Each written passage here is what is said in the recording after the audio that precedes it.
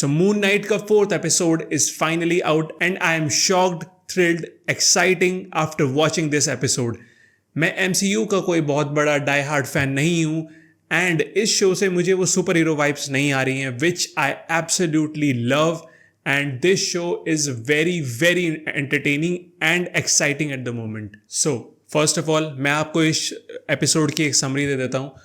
Episode 4 की शुरुआत में हमें दिखाया जाता है कि खोंशू को अब एक मूर्ति में बदल दिया गया है और उसको जब लेकर जा रहे होते हैं तो उसको जिस जगह पर रखा जाता है वहां पर पहले से बहुत सारे गॉड्स, एग्जैक्ट बताऊं तो 10 गॉड की मूर्तियां रखी हुई होती हैं एंड वो मोस्ट प्रोबेबली उन्होंने भी खोंशू जैसी गलती की होगी, इसीलिए उन सबको वहां पर रखा गया मूर्ति में कन्वर्ट करके। अब खोंशू तो स्टीवन के शरीर से निकल चुका था, तो अब वो वहां पर बेहोश हो जाता है और उनके बेहोश होने के बाद एंटोन के लोग उनको मारने के लिए आते हैं, उसको और लेला को। तो लेला एंटोन के दोनों लोगों को मार देती है which was shocking for me because उसका कोई ऐसा हमें पास्ट नहीं पता और मे बी इस इंसिडेंट के बाद और ज्यादा उन पर शक जाता है कि भाई इसका पास्ट कुछ ना कुछ अजीब होने वाला है। अब वहां से वो दोनों लेला और स्टीवन सेन्फू के टॉम्ब की तरफ जाते हैं, जहां पर रास्ते में स्टीवन को ये बताता है कि उसके और मार्क के बीच में डील हुई है, वो खोंशू के इस काम को करने के बाद उसकी यानी कि लेला की लाइफ से चला जाएगा बिकॉज वो ये नहीं चाहता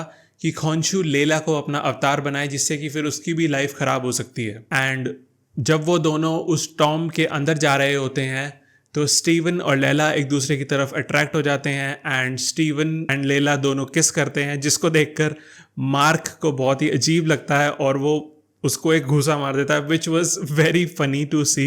सो फिर धीरे धीरे उस टॉम्ब के अंदर जाने के बाद उनको ये पता चलता है कि एमिट का जो लास्ट अवतार था वो एक फैरो था।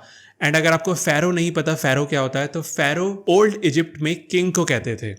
अंदर टॉम्ब की तरफ जाने के लिए 6 रास्ते होते हैं जो कि 6 सेंसेस को दर्शाते हैं। हमारे स्टीवन भाई साहब हैं, उनको वो हिस्ट्री के बहुत बड़े बफ हैं, तो वो पता लगा लेते हैं कि हमें किस रास्ते से अंदर जाना है। तो अंदर जाने के बाद उनको हेका प्रीस्ट के बारे में पता चलता है जो फैरो के साथ उनको दफनाया जाता था जिससे कि वो फैरो की टॉम्ब की रक्षा कर सके जब भी उन्हें उसकी ज़रूरत पड़े। तो वहाँ पर अंदर जाने के बाद उनको एक बड़ी सी टेबल दिखाई देती है, वुडन टेबल, उसके ऊपर ताज़ा खून पड़ा होता है और कुछ मांस के टुकड़े पड़े हुए होते हैं जो कि बहुत ज्यादा नए होते हैं। उसके बाद इस एपिसोड का सबसे खतरनाक सीन आता है जब वो हमें हेका प्रीस्ट हमें दिखाया जाता है।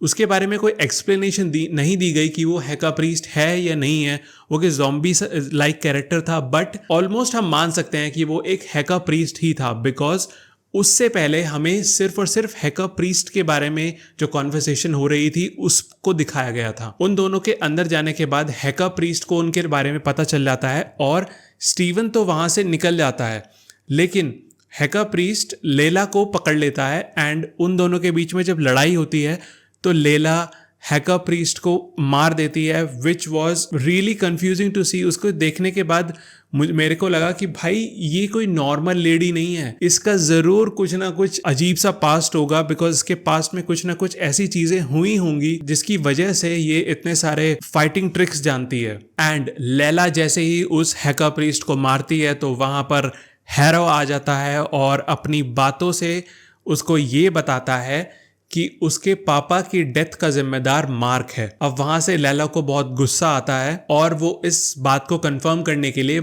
स्टीवन के पास जाती है बिकॉज मार्क तो उस समय अंदर था तो उसको वो समय बाहर नहीं आया था। तो वहीं दूसरी तरफ स्टीवन जब अंदर जाता है तो वहां पर जो उसको एक टॉम्ब दिखता है उसके ऊपर मैसेडोनियन भाषा में कुछ लिखा हुआ होता है। वो एक हिस्ट्री बफ है तो इसलिए वो पढ़कर उसको ये पता चल जाता है कि ये जो टॉम्ब है वो और किसी का नहीं बल्कि अलेक्जेंडर द ग्रेट का है और एमिट का जो लास्ट अवतार था वो था अलेक्जेंडर द ग्रेट। तो अब लैला स्टीवन के पास जाती है और वो उससे पूछती है कि तुमने मेरे डैड को क्यों मारा।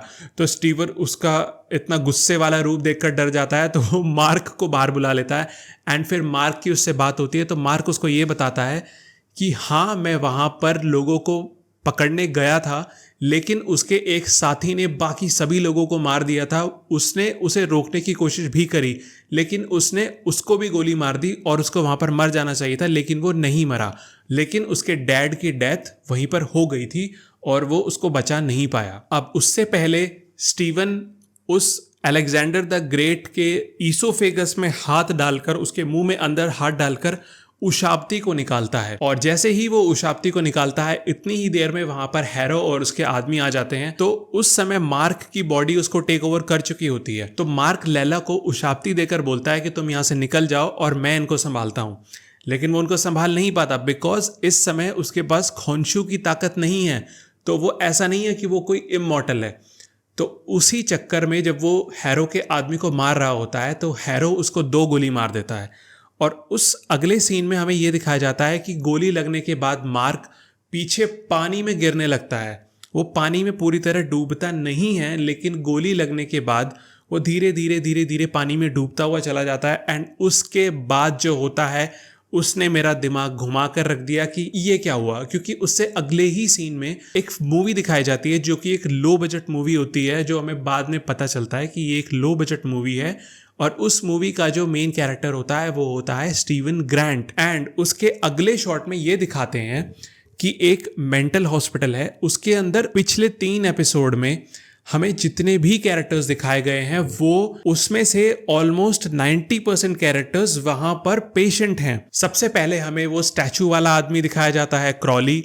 उसके बाद बॉबी दिखाई जाती है, जो कि हैरो के कल्ट की एक बहुत ज़्यादा लॉयल फॉलोअर है।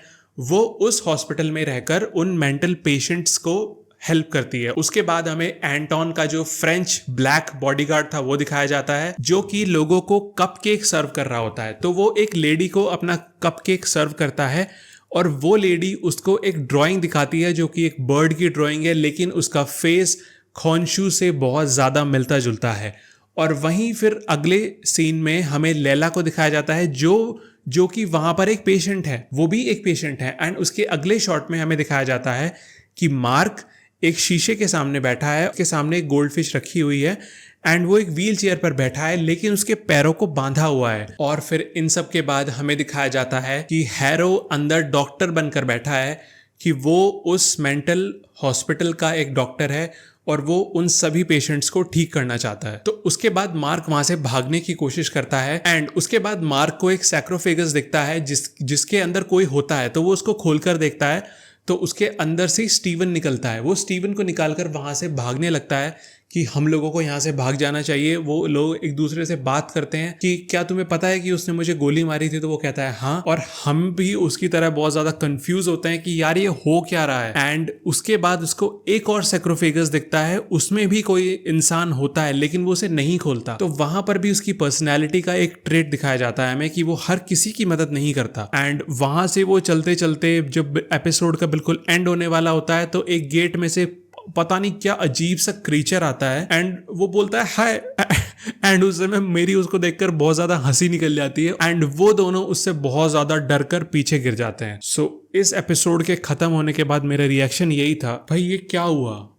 अब तक हमने जो पिछले 3-3.5 एपिसोड में देखा है, वो सारी थ्योरीज क्या बेकार थी। वो सब जो मार्क है उसको हो सकता है डिसोसिएटिव पर्सनालिटी डिसऑर्डर हो एंड उसकी वजह से वो जितनी भी चीजें वहां पर देख रहा था वो उन्हीं को इमेजिन करके अपनी स्टोरी बना लेता है। मेरा तो भाई दिमाग उड़ गया इस चीज को देखकर। एंड नाउ इस एपिसोड को देखकर मैं इतना ज्यादा कंफ्यूज हूं कि भाई ये असली है या नकली है। वो तो खैर हमें अगले 2 एपिसोड्स में पता चल ही जाएगा। And I think this is one of the best series in the Marvel Cinematic universe. इसमें मुझे बिल्कुल भी वो सुपर हीरो वाली वाइब्स या मार्वल वाली वाइब्स नहीं आ रही हैं। बिकॉज इसका जो अगर ऊपर से इसको जज करें, अगर इस पे से अगर डिज्नी या मार्वल का लेबल हटा दें, तो आई डोंट थिंक कि कोई भी इसको एक सुपर हीरो सीरीज बोल सकता है। It is a horror, crime, psychological thriller type series है ये, which I absolutely love. So that's it for the video. अगर आपको ये मेरा पूरा ब्रेकडाउन पसंद आया होगा तो